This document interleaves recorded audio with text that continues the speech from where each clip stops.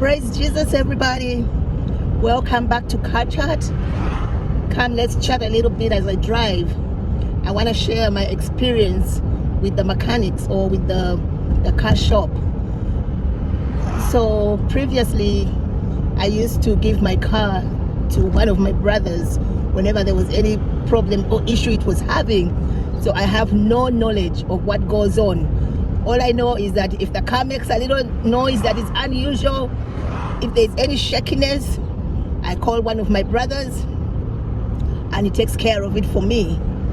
But lately things have changed because everybody is so busy. When you call, it's like when I get time, and you know the urgency of a car when it goes into a situation where it's making funny sound, you're like, what is this? So anyway, I took my car was making some noise at the front, some shaky, some funny noise, you know, for a while. So I took it to the mechanics, and when I took it to the mechanics, I had actually gone for an oil change servicing. So I'm like, while I'm there, I'll let them check out what is going on and, you know, and see how to handle that situation. And you know, for me, my deal with going to a mechanic is when you go to a mechanic, stick to the issue at hand, because they usually find every other problem that is wrong, and then this puts you into a budget that you're not prepared for.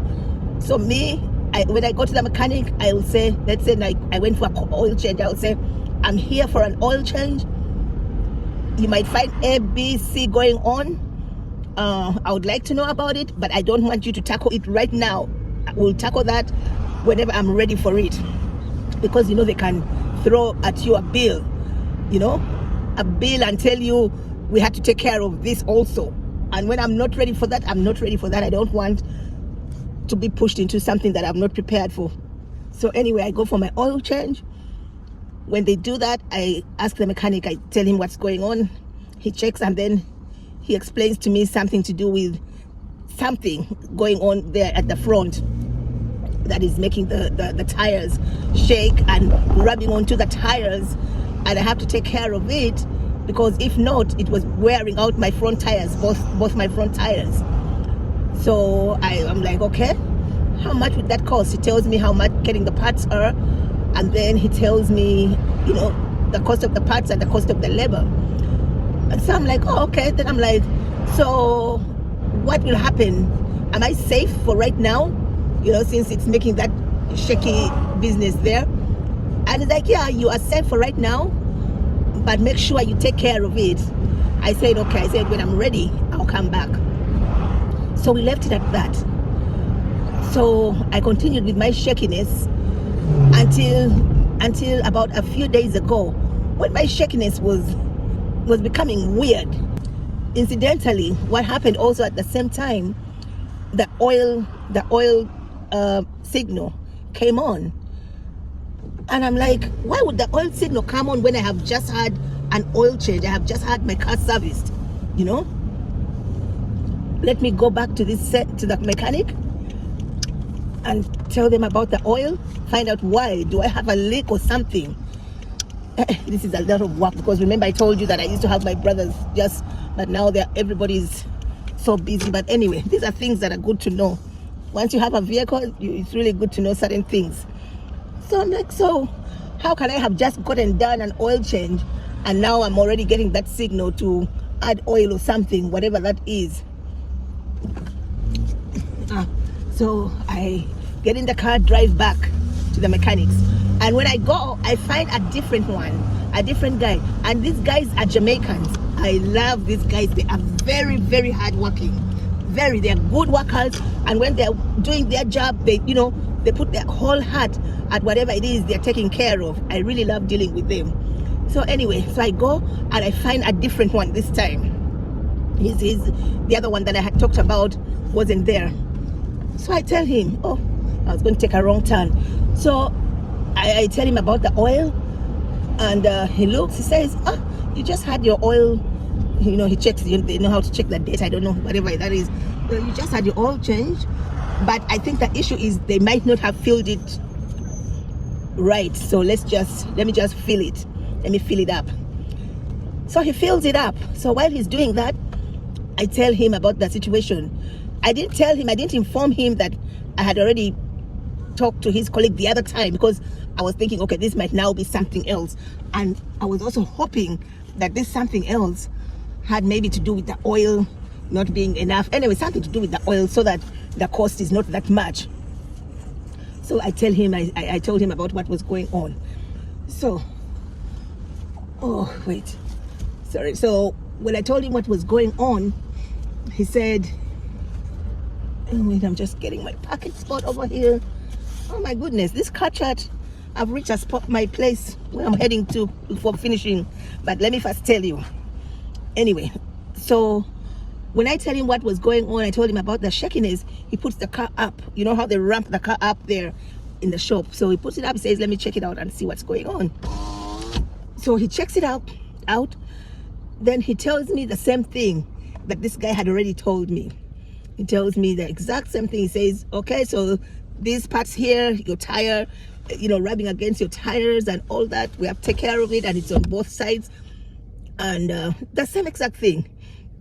But this one now added something else. This one said, not that he added something, but he made the situation more serious, because he said, if you need to take care of this immediately, because if you don't and you're driving on the highway, you might break down, the part might come off.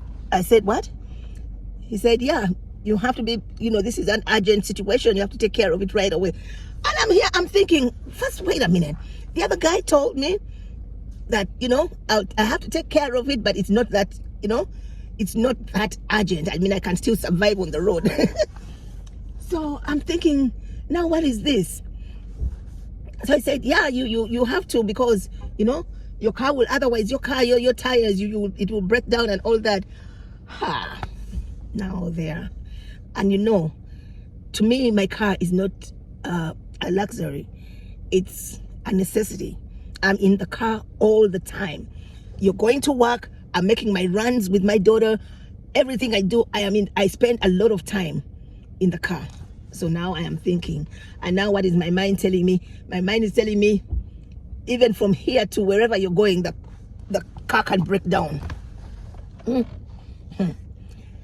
Oh Lord. Then I'm like, Jesus, help me. But God is so good. God is so good. God is so good, because God already just wanted me to take care of the situation. He wanted me to take care of the situation, which I was postponing for my own convenience, but God was ready, because this was an urgent matter that needed to be taken care of. But me, I was looking for the convenient time and all that stuff. But anyway, so I tell this guy, okay, so now what do I do? I'm telling you, what do I do? As if I don't know the answer. Of course the answer is, yeah, you need to take care of it immediately. Can you bring it here early? For them, when they're talking to you, they talk to you as if, the money is not as a concern. You already have it. All you have to do is bring it early. They leave that money part out, and yet it's usually very expensive, or if not very expensive, you're not ready for it. But anyway, like I said, I was not ready. God was ready. So I told him, I said, okay, so can I bring it tomorrow? He said, yeah, I'm going to call, order the parts, bring it here early tomorrow. I said, okay. So what happened is, early in the morning, which was yesterday actually, I went, I dropped it off and called an Uber. Thank God for Uber. Thank God for Uber. Thank God for Lyft. Thank God for taxis. Thank God for that convenience.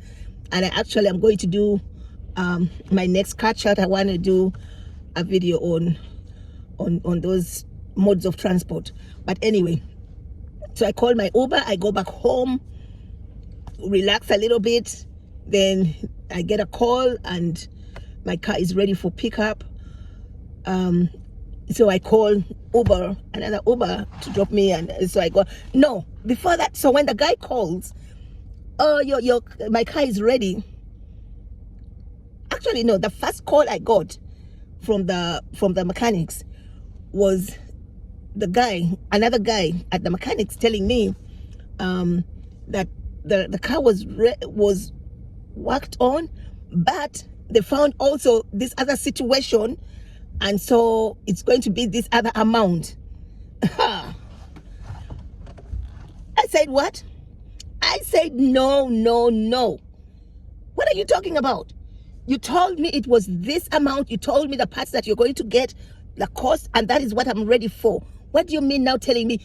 And the previous time that I had gone also, it had gone from one amount to another extreme because they found something else. And remember, I told you that I usually say stick to this, but these guys have a way of sneaking in on you that you feel like if they don't take care of this situation that they have added there, you know, things, the car won't work out, things won't, you know, especially when it's a car. So the guy does the same thing and says, but now, I said no. I said no. I said, he told me this and that is what I have. You know, today I've not worked. I've spent my day without my car. I dropped it off. Where do you think the money is coming from? I was serious. So he says, let me give you the one you talked to, because I think that my reaction is like, because my reaction the other first time when they found an extra situation there going on, I was like, really? Okay. Because that time I was just like, I just wanted it done, but this time, anyway. So he gives me the mechanic that I had spoken to, and the guy with his Jamaican accent, ma'am, yes. So I found that there was this, and I got it because it's needed, and I'm not going to charge you for the labor for that, but I have to. I said no. I said, you know what? No, I am not ready for that right now. You told me this amount yesterday, and it was a lot. That is what I am prepared to do. So going into anything else, I'm not buying that. I am not doing that, you know. Then he's like, he sees me just stuck on my no. Then he's like, okay, so what we can do is, because now I have gone ahead and done it, or gotten it, we can just put that on your next, I think your next bill. That is already showing that they're expecting me back. You see that already? Anyway, we can just, you know. So I'm like, I had reached my place. Sorry, I had reached my destination, and I have seen a better parking spot. So since this is a car chat, let me move to a better parking spot. So no. Okay, we'll put it on the next. I'm like, now this, what is this? But anyway, I go to pick my car, and I'm excited because that car sound that was there. I remember the guy had told me, you need to take care of it, otherwise this thing can break, you know. So now finding that he had taken care of that, although they had first made me raise my voice. So what happened after that is I go pick my car, and guess what? When I picked my car up, the guy called me in the office, the mechanic office. You know, you go into the mechanic office and there are all those greasy stuff around, you know, so I don't really like sitting there long. But anyway, the guy calls me and says, so the mechanic found something else. Now I'm like, wait, what? Listen, I am there. I even told the guy, what are you guys trying to do? You know, what are you guys trying to do? And first of all, from now on, I deserve a family discount because you're having me here almost every 2 weeks, you know. And then we laughed about it. It wasn't a laughing matter. I was even serious, but I was just kind of lightening up the whole situation. So I said, right now, the way I see things is I deserve a family discount. He laughed about it, and he takes me to the mechanic. He takes me to where the car is, and I expected the guy to tell me maybe something small to add on what he had already said that he worked on. The guy brings a different issue and says, ma'am, you need to take care also of this and this. Guys, I just don't know how other people handle their cars. I really don't know. I really don't know. Me, I didn't know cars as such an issue. Like I said, it's my brothers that usually used to take care of them. This is the first time I'm hands-on, being also involved in a car situation, to the extent of when the guy opened the front of my car, and he was the time when he was showing me the oil parts and all that, I had so many questions. I was like, so what goes here and what goes here? And he was excited to show me. I think he was like, oh, she's actually interested. And I was actually interested, because I'm like, now I have to know these things. I have to know these things. But anyway, so the guy tells me another thing to take care of. I looked at this guy. Anyway, may God take care of that, because unless something happens and it becomes another agency, they're not going to see me there in a while, especially since even the amount again that he's telling me is not a small amount. So that is my experience at the mechanics. My experience is, you go for one thing, be ready to be told so many others, until your pockets are drained. But stand firm by your word. Stand firm and say, this is what I'm ready for, because unless you're ready for it, but if you're like me, who has to know what she's dealing with, you have to be ready to tell them, this is what I'm ready for. Thank you so much for joining me on this car chat. Now let me go and take care of what has brought me here. But you all just have a blessed day and keep your eyes focused on the prize.